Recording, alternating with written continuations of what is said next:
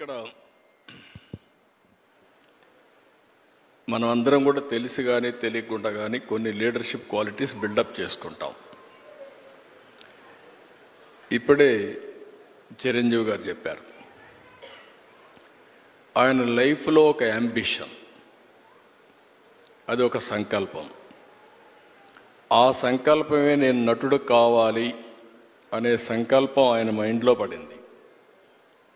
అక్కడి నుంచి ఆయన జీవితంలో ఒక పాజిటివ్ మైండ్ సెట్ డెవలప్ చేసుకున్నాడు. ఎన్ని సవాళ్ళు వచ్చినా ఆయన గోల్ ఈ సెట్, ఆ గోల్ రీచ్ అయ్యే వరకు నిరంతరం పనిచేశాడు. ఒక మాటలో చెప్పాలంటే ఎన్టీ రామారావు గారు ఉన్నంత వరకు ఈయన ఒక స్థాయిలోకి వచ్చారు. ఎప్పుడైతే సినిమాలో నుంచి ఆయన రాజకీయాల్లోకి వచ్చారో ఈయన అక్కడి నుంచి ఆకాశం ఎత్తి ఎదిగే పరిస్థితికి వచ్చారు. అంటే దానికి కారణం ఏంటంటే ఒక మహానటుడు ఉన్నాడు, అప్పుడే నటుడుగా ఉన్నాడు. ఎన్టీ రామారావు గారు లేనప్పుడు చిరంజీవి గారి ఎవరి హీరోగా మహానటుడుగా తయారయ్యారంటే అది ఒక అవకాశం. ఇప్పుడు నేను కూడా ఉన్నాను. నేను రాజకీయ నాయకుడు కావాలనుకున్నాను. నేను యూనివర్సిటీ చదువుకుంటున్నాను. చదువుకున్నప్పుడు చాలా ఆలోచనలు వచ్చాయి, ఏం చేయాలి అనుకుని. చాలామంది నాకు సజెస్ట్ చేశారు, బాగా చదివితే ఐఏఎస్ అవుతామని. నేను అనుకున్నాను ఐఏఎస్ అయితే 10 మందిలో నేను ఒకడిని చెప్పి. మా వైస్ ఛాన్సలర్ పిలిచి లెక్చర్ పోస్ట్ ఇస్తాను, జాయిన్ అవుతారా అన్నాడు. I said no. ఏంటి కారణం అన్నా. నేను ఎమ్మెల్యేగా పోటీ చేస్తున్నాను, ఎమ్మెల్యేగా అవుతాను, తర్వాత వచ్చి మిమ్మల్ని కలుస్తానన్న. అంత నమ్మకం ఉందా అన్నాడు.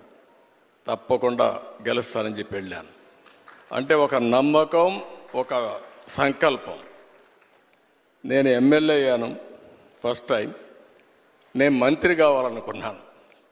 మంత్రి కావాలనుకుంటే చెన్నారెడ్డి గారు మాకు ముఖ్యమంత్రి. అప్పుడు చెన్నారెడ్డి తిరిగిపోయి నాకు మంత్రి పదవి ఇవ్వమని మా వాళ్ళందరూ అడిగారు.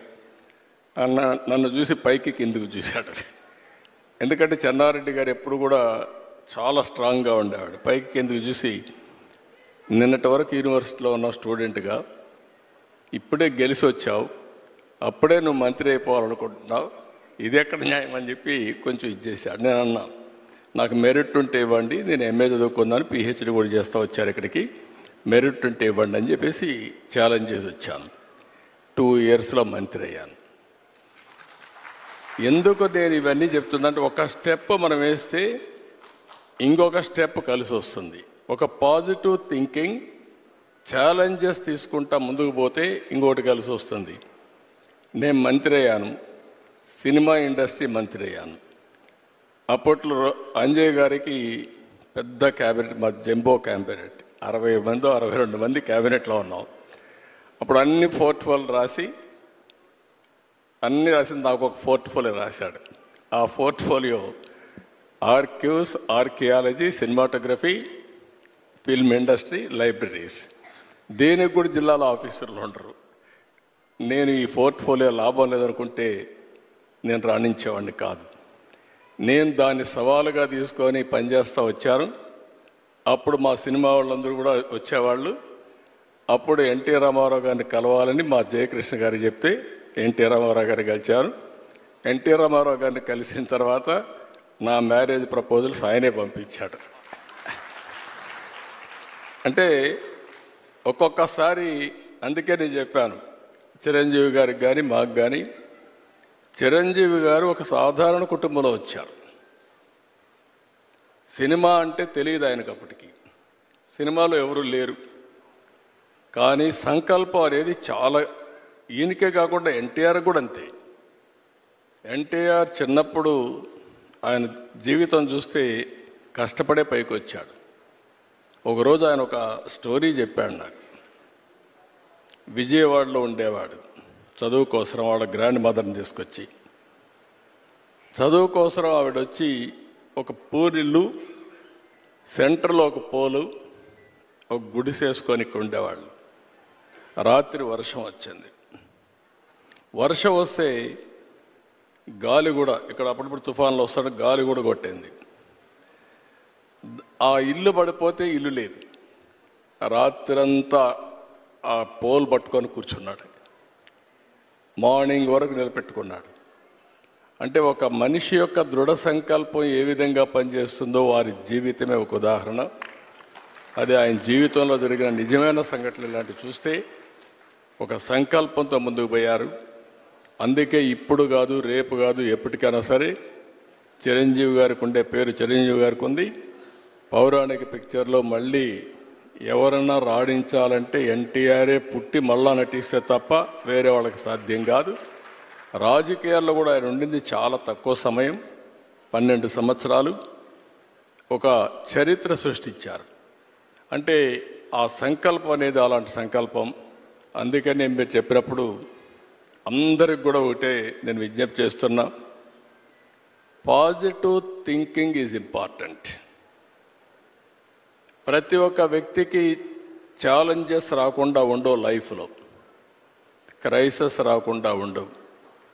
నాకైతే నా జీవితంలో దేశంలో ఏ రాజకీయ నాయకుడు ఫేస్ చేయలేని క్రైసిస్ ఫేస్ చేశా. ప్రతి ఒక్క సంక్షోభాన్ని ఒక అవకాశంగా తీసుకున్నా, అక్కడి నుంచి ఇంకా పైకి లేసి వచ్చాను తప్ప ఎక్కడా ధైర్యపడలేదు. అలాంటి చేయగలిగితే ఆకాశమే హద్దుగా ఎదిగే పరిస్థితి వస్తుంది. ఒక మహాత్మా గాంధీ, ఒక సాధారణ కుటుంబం, ఒక అంబేద్కర్ గారు, ఒక మామూలు కుటుంబం. ఇప్పుడు మనమైనా బెటర్. అంబేద్కర్ గారిని చూస్తే అంటరానితనం, చాలా అవమానాలు అన్ని భరించి కడాన జీవితంలో మీరు చూస్తే ఒక రాజ్యాంగాన్ని రాసి చిరస్థాయిగా భావితరాలకు ఆదర్శంగా ఉండిపోయే పరిస్థితికి వచ్చారంటే అది ఆయన యొక్క మైండ్ సెట్, ఆయన అవలంబించిన విధానం. ఇలాంటి చెప్పుకుంటూ పోతే అబ్దుల్ కలాంను మొన్నే చూసాం. ఒక ఆర్డినరీ పర్సన్, ఒక ఎక్స్ట్రాడినరీ మైండ్ సెట్తో ముందుకు పోయాడు. దేశం మెచ్చే అధ్యక్షుడయ్యే పరిస్థితికి వచ్చాడు. I'm very happy. ఛాలెంజెస్ వస్తూ ఉంటాయి. ఇక్కడ కూడా నారాయణ ఇన్స్టిట్యూట్ చూస్తున్నాను. ఎవ్రీ ఛాలెంజ్ని ఒక ఆపర్చునిటీగా కన్వర్ట్ చేసుకుంటున్నారు. And you are growing further and further. I'm very happy for that. Thank you so much, sir. Your life has always been an inspiration and there's so much to take away. So one last question, sir. Meeru ee roju secretariat lo you have conducted a orientation session for all your officers on AI and machine learning. So మీ దగ్గర చాలా మంది officers పనిచేస్తూ ఉంటారు. So how do you make sure you shift their mindset and what are the measures that you take? Only advantage ఏంటంటే ఇప్పుడు మీ నారాయణ ఇన్స్టిట్యూట్లో మీ faculty members అందరినీ మీరు సెలెక్ట్ చేసుకోగలుగుతారు, కావాలంటే రీప్లేస్ చేయగలుగుతారు. నేను గవర్నమెంట్లో వాళ్ళందరినీ మార్చలేను కానీ ప్లేస్ మార్చగలుగుతాను అట్ బెస్ట్. అంటే ఈ కుర్చీ నుంచి ఇంకో కుర్చీ, ఇంకో కుర్చీ నుంచి ఇంకో కుర్చీ. But same officers. 95లో నేను సీఎం అయ్యాను. 95లో సీఎం అయితే నేను కూడా ఆర్డినరీ కుటుంబంలో వచ్చాను.